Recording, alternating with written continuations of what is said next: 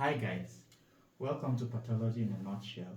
My name remains Dr. Ben, and today we are going to be talking about cellular adaptations. In our last video, I gave an overview of cellular adaptations and cell injury. Today we are going to be talking about cellular adaptations in a little bit more detail. We'll be addressing hypertrophy, hyperplasia, metaplasia, and atrophy.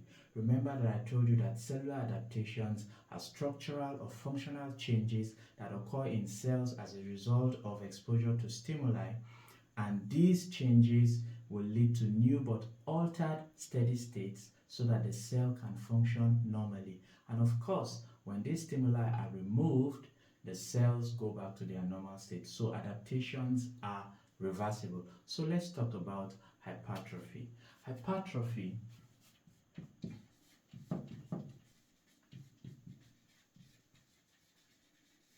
is simply an adaptive mechanism that results in an increase in cell size,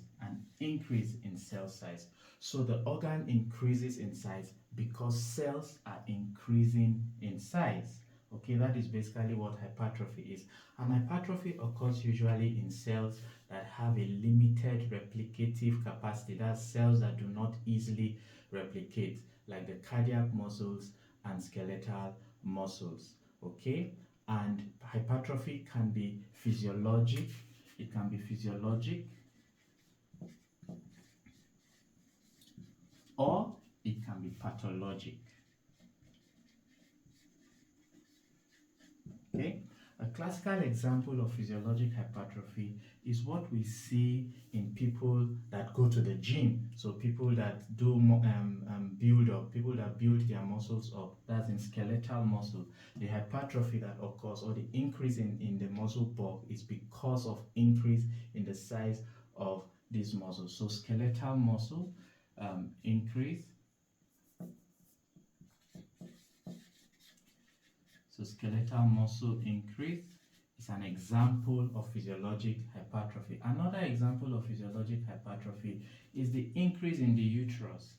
In the uterus, the size of the uterus during pregnancy. Okay, so in this case, it is smooth muscles that are increasing in size. Of course, in pregnancy, the uterus increases in size, and that's majorly because smooth muscles are increasing in size. So these are examples of physiologic hypertrophy. Pathologic hypertrophy, the classical example of pathologic hypertrophy is what happens in cardiomegaly. So that's increase in the size of the heart as a result of increase in cardiac muscles. Okay, so cardiac muscle increase, which usually occurs in response to hypertension, or some vascular injuries. Okay, so that is pathologic hypertrophy. And usually the mechanism of hypertrophy is basically an increase in protein synthesis, okay, in the cell, particularly contractile proteins in those cells. And this mechanism begins when mechanosensors, let me claim this one so that we can see the mechanism.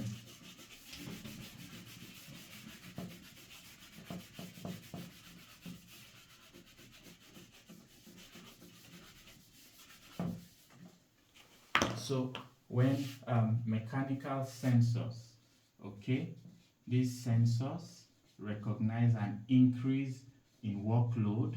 So there's an increase in workload that is picked up by these sensors, and then these sensors lead to activation of signal transduction pathway,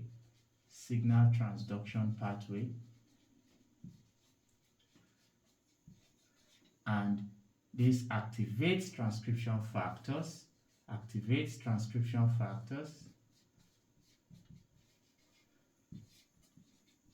and transcription factors lead to the synthesis of multiple growth factors. Okay, so multiple growth factors like insulin-like growth factor 1, transforming growth factor beta, okay, fibroblast growth factors, and all of these lead to protein protein synthesis. All of this will now lead to protein synthesis. Okay, so some of these signal transductions that are activated include the PI3K, that's phosphoinositol 3 kinase AKT pathway, and then the G protein coupled receptor pathway, G protein pathways. Okay, and some of the transcription factors that are activated include the GATA4, okay, and a lot of other transcription factors. And at the end of the day, they will lead to synthesis of contractile proteins that will cause the cell to increase. And the whole idea is so that these structures will be better adapted to the mechanical stress that they are undergoing. Okay, so that's basically what hypertrophy is. The next adaptive mechanism we'll be looking at is hyperplasia.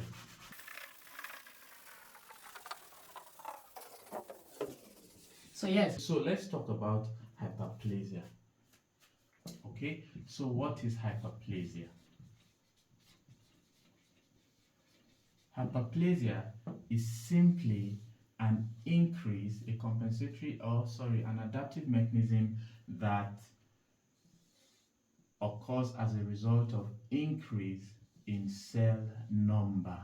So in hyperplasia, the cell number is increasing, okay? Unlike in hypertrophy, where it is the cell size that increases, in hyperplasia, it is the cell number that increases. So the size of the organ increases, but this is because the number of cells increase. And like hypertrophy, hyperplasia can also be physiologic, okay, or pathologic. So physiologic simply means that it's normal, while pathologic simply means that it's associated, of course, with disease. Okay, so what are the examples of physiologic hyperplasia? One example of physiologic hyperplasia is increase in the breast size. Okay, so the glands of the breast increase in their number. Okay, so increase glandular proliferation that eventually leads to increase in the size of the breast in females during puberty.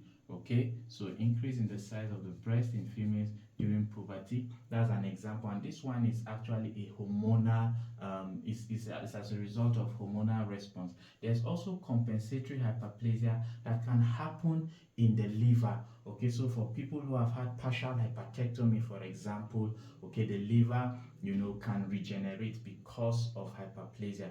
Another compensatory hyperplasia that we can see happens in the bone marrow. Okay, maybe because of anemia, and then the bone marrow is made to proliferate, significantly to replace some of those lost cells, and that's because of growth factors. Again, it is a growth factor driven proliferation that happens in hyperplasia. So we talked about the liver, we talk about the bone marrow. So these are examples of physiologic hyperplasia. Okay, what about pathologic hyperplasia? Pathologic hyperplasia can also be as a result of hormonal stimulation, and usually this hormonal stimulation are dysregulated hormonal stimulation, and we can see that in the prostate gland, benign prostatic hyperplasia, okay, because of testosterone. Okay, the prostate increases in size because of proliferation, of course, of glands in the prostate and even prostatic stroma. Okay, and then we can also see pathologic hyperplasia in the endometrial hyperplasia. Okay, so these are examples of hormonal pathologic hyperplasia because of dysregulated hormonal responses. Okay, so that's basically what hyperplasia is. And of course, one thing about hyperplasia is that a good number of hyperplasias are pre-malignant conditions. Like endometrial hyperplasia is a pre-malignant condition, and that makes a lot of sense because every time a cell is led to proliferate, every time a cell is made to proliferate, there is a chance of incurring genetic injury. Okay, and one of these cells may incur genetic injury that may eventually progress to cancer. And so that is what hyperplasia basically is. And of course, the mechanism of hyperplasia, like I said earlier, is growth factor induced proliferation. Certain cell and proteins that are active in the cell cycle, like cyclins, can also be activated or even made and produced, and then they can cause the cells to enter the cell cycle and they will proliferate. Okay, now the next one we'll be talking about is metaplasia. Okay, what metaplasia is simply a change. It's a change, okay, from one cell type, okay, to another cell type. Okay, now in metaplasia, what we are what happens in metaplasia, it is not like this cell changes to this cell. It is that this cell is actually replaced. So metaplasia is a replacement, of one adult cell type to another adult cell type. That is what metaplasia is. And usually metaplasia happens in an effort to ensure that the cells that are replacing the removed cells are cells that are better adapted to the kind of stimulus that they are exposed to. For example, when we get to see squamous metaplasia that happens in the lungs, where pseudostratified columnar ciliated epithelium is replaced by squamous epithelium. Okay, that is because maybe in smokers usually, because that epithelium is better adapted to withstand the kind of stressor that or the kind of stress that smoking brings. Okay, we see metaplasia also happening in the lower portion of the esophagus, where squamous epithelium is being replaced by columnar epithelium. Okay, because that epithelium is better adapted to the acidic environment that patients maybe with gastroesophageal reflux diseases are experiencing. Okay, so that's basically what happens in metaplasia. And in metaplasia, it is the stem cells, okay, stem cells that are in those niches that actually incur genetic changes, okay, and allow them to acquire certain certain morphologic properties that will enable them to handle the stressor. So that's the mechanism of metaplasia. A lot of the time, unfortunately, metaplasia is pathologic, even though we have a few physiologic metaplasias here and there. For example, in the cervix, okay, the transition zone of the cervix. Okay, let's say this is the ectocervix. Okay, this is the cervical os. Okay, and then there's a transition zone of the cervix around here, where we get to see a shift between squamous epithelium and columnar epithelium. Okay, so that is one of the physiologic metaplasias, but most times metaplasias are pathologic, and we have a good number of them. Okay, number one, I've already told you guys what happens in the lungs. As a result of smoking, where squamous epithelium replaces pseudostratified columnar ciliated epithelium. Okay, that metaplasia also happens in the lower part of the esophagus. Okay, and that is what we call the Barrett esophagus, where instead of squamous epithelium, we are seeing columnar epithelium. Metaplasia can also happen in the bladder. Okay, squamous metaplasia of the bladder, probably because of schistosomiasis.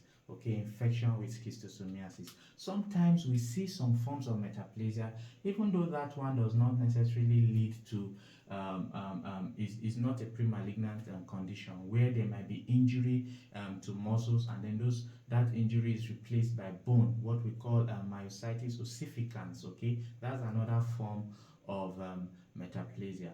Okay, so this metaplasia again is also a good number of them are pre-malignant. Okay, it's a very good fertile ground for malignant transformation, of course, because the natural cells of that environment are being replaced by another cell, and these genetic changes can also cause some injury that can eventually lead to malignant transformation. So that's basically that about metaplasia.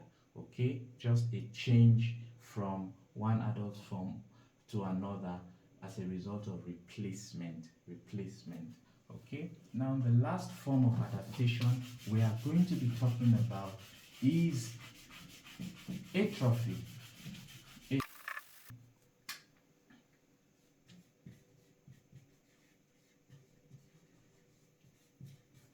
Atrophy is an overall reduction in the size of an reduction in the size of an organ, okay, as a result of reduction in cell size or cell number. Okay, that's what atrophy is. A reduction in the size of an organ as a result of a reduction in cell size or cell number, or even both. Okay, so that's what atrophy is. And usually atrophy again can be physiologic. There can be physiologic atrophy, okay, physiologic atrophy, and there can be what, pathologic atrophy. Okay, now physiologic atrophy usually happens in embryogenesis. One place where we see physiologic atrophy is in embryogenesis, where certain structures become vestigial, certain structures disappear and give way for other structures. Okay, that is that's one example of atrophy. Another example of physiologic atrophy is usually an involution of organs as a result of withdrawal of hormonal stimulus. Okay, so involution or reduction in size of organs because of a cutoff of hormonal stimulus. One example is what happens as women grow old in the ovaries, okay, in the ovaries, and even in the uterus. The size of the uterus drops as women increase in age. Okay, so that is those are examples of physiologic atrophy. Now, pathologic atrophy usually results as a because of withdrawal of survival stimulus. Okay, so when there's a withdrawal of survival stimulus, or materials needed, okay, for normal cellular growth and development, we get to see these cells reduce either in number or reduce in size. Okay, one example of atrophy can happen in denervation injuries. Okay, for example, you get, of course, I know a good number of us have seen patients with polio in Nigeria, okay, where there is an injury to the nerves, particularly in the anterior horn cells, and because there is no impulse to the muscles, those muscles become inactive, and of course they reduce in size. So denervation, and even those who have had spinal injuries, maybe as a result of road traffic accident, you will see that eventually their limbs reduce in size. So denervation injury can lead to atrophy. Another example of pathologic atrophy can happen as a result of reduction in blood supply.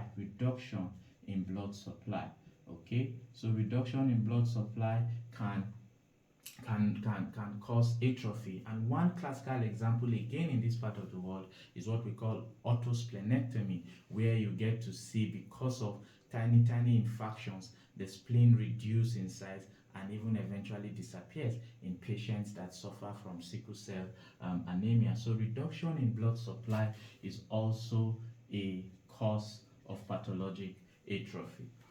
Another example is what is reduction in nutrients. Okay, so malnutrition, okay, is also a cause of pathologic atrophy. And that example we see in patients with marasmus, patients with kwashiorkor, where their muscles reduce in size, and even sometimes they can even enter cachexia. Okay, so these are examples of pathologic atrophy. Even pressure pressure can cause pathologic atrophy. Maybe there's a tumor that is compressing on a particular organ, it can lead to pathologic atrophy. Okay, those are examples of pathologic atrophy. Sometimes bed sores, we get to see bed sores, okay, because of pressure and of course reduction in blood supply. That can lead to pathologic atrophy. How about a cutoff of hormonal stimulus? A cutoff of hormonal stimulus can also lead to atrophy. Okay, so patients that suffer certain deficiencies or certain diseases can have atrophy, and sometimes this can even be used in the treatment of certain diseases. For example, in patients with prostate cancer, where orchidectomy is performed because they want to starve the prostate of testosterone, and that can lead to prostate shrinkage. So these are examples of how we can see atrophy occurring. Okay, and the mechanism of atrophy is basically the cell attempting to adapt to a reduction in this survival stimuli. Okay, and sometimes this reduction in cell number can be as a result of cell death, apoptosis. Okay, so cells begin to die, and then of course the size of these organs shrink. Okay, another one is what we call autophagy. In autophagy, the cell eats up its organelles, and all of those ones are in a bid, to maintain some energy. At the end of the day, if the stimulus is not restored, if those survival stimulus are not restored, those cells may now eat themselves up to the point where they die. Okay, so basically this is just a summary of what adaptations are. Okay, I believe that you have learned a thing or two. I would like you to again subscribe if you've not subscribed, like and share, and then you can write in the comment section topics that you would like us to just shed a little more light on. Okay, thank you for watching. I'll see you in the next one.